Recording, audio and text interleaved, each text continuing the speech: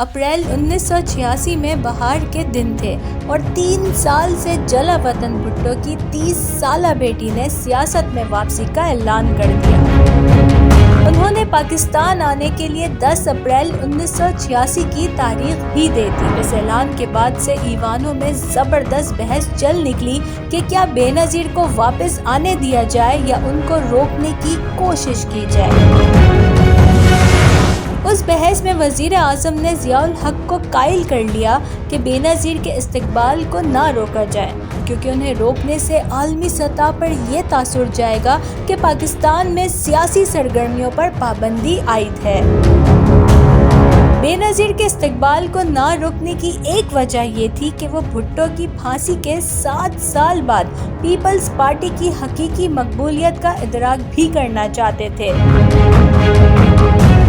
پھر 10 اپریل 1986 کا دن آیا۔ بے نظیر بھٹو لاہور ایئرپورٹ پر اتری تو ہوائی اڈے کے ارد گرد لاکھوں افراد جمع تھے۔ لاہور شہر میں اتنا بڑا سیاسی جھمگٹا اس سے پہلے نہیں دیکھا گیا تھا۔ لوگوں کے ہاتھوں میں پاکستان اور پیپلز پارٹی کے جھنڈے تھے اور ہر طرف ایک ہی ترانہ گونج رہا تھا، جیے بھٹو بے نظیر۔ وہ ہجوم لاہور ایئرپورٹ سے مال روڈ سے داتا دربار اور لاہور داتا دربار سے ہوتا ہوا مینار پاکستان پہنچا۔ دوپہر ڈھل رہی تھی اور وہ بھٹو جس کو 7 سال پہلے ضیاء الحق دفن کر چکے تھے، آج مینار پاکستان پر پورے قد سے کھڑا تھا۔ اور آج وہ تنہا نہیں تھا، اس کے سامنے انسانوں کا ایک سمندر تھا اور اس سمندر میں پیپلز پارٹی کے مخالفین کو اپنا مستقبل تاریک نظر آ رہا تھا۔ بھٹو کا ایسا شاندار استقبال سرکاری اندازوں کے بالکل خلاف تھا۔ بے نظیر کو اپنے عظیم الشان استقبال سے خوشی تو بہت ہوئی، لیکن اصل میں ان کے لیے مشکلات کی ایک نئی ابتدا بھی شروع ہو گئی۔ اسٹیبلشمنٹ نے ان کے بڑھتے قدم روکنے کا فیصلہ کر لیا تھا۔ بے نظیر بھٹو کو روکنے کے لیے جو اقدامات کیے گئے ان میں سب سے پہلے ان کی کردار کشی کی گئی، ان کے سکینڈلز بنائے گئے۔ لاہور میں استقبال کے بعد بے نظیر پیپلز پارٹی کے رہنما فیصل صالح حیات کے گھر پر رکی تھی، اس لیے فیصل کے ساتھ بھی ان کا اسکینڈل بنا دیا گیا۔ ان حالات میں بے نظیر کی والدہ نے وہی کیا جو ہمارے معاشرے میں مائیں کرتی آئی ہیں، انہوں نے بے نظیر کی شادی کا فیصلہ کر لیا۔ اس دور میں کئی لوگ بھٹو خاندان کا داماد بننے کے خواب دیکھ رہے تھے۔ بے نظیر کو فیصل صالح حیات سے شادی کا مشورہ بھی دیا گیا، لیکن چونکہ فیصل صالح حیات کم تعلیم یافتہ تھے، اس لیے یہ معاملہ آگے نہیں بڑھ سکا۔ اسی دوران نواب شاہ کے گھرانے سے آصف زرداری کی والدہ اپنے بیٹے کا رشتہ لے کر بھٹو کے گھر پہنچی۔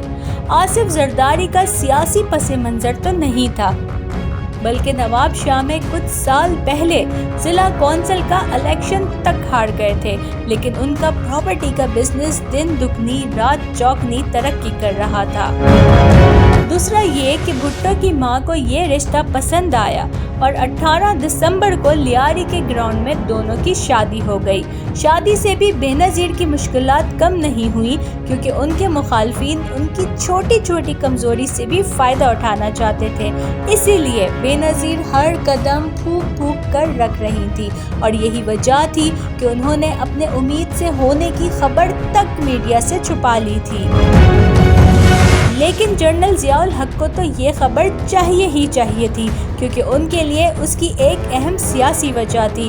1988 میں جب جنرل ضیاء الحق نے جو حکومت کو برطرف کیا تو انہوں نے الیکشن کی تاریخ کا اعلان نہیں کیا، کیونکہ ان کو انٹیلیجنس رپورٹ مل چکی تھی کہ بے نظیر امید سے ہیں، لہٰذا وہ اگلے انتخابات کی تاریخ ایسی رکھنا چاہتے تھے جس میں بے نظیر زچگی کے قریب ہو اور انتخابی مہم نہ چلا سکیں۔ انٹیلیجنس کو یہ ذمہ داری بھی سونپی گئی کہ وہ قریب کی تاریخ کا پتہ چلائے۔ بھٹو بھی اس بات کو سمجھ چکی تھی، اس لیے ڈھیلا ڈھالا لباس پہنتی تھی تاکہ دیکھنے والے کوئی اندازہ نہ لگا سکے۔ بےنظیر نے مختلف طریقوں سے یہ مشہور کروا دیا کہ وہ نومبر میں ماں بننے والی ہیں۔ یہ خبر جولائی میں جنرل ضیاء الحق تک بھی پہنچی۔ حالانکہ وہ 30 اگست تک الیکشن کا اعلان کر چکے تھے، لیکن اب انہیں اپنے منصوبے کے تحت تاریخیں بدلنا پڑی۔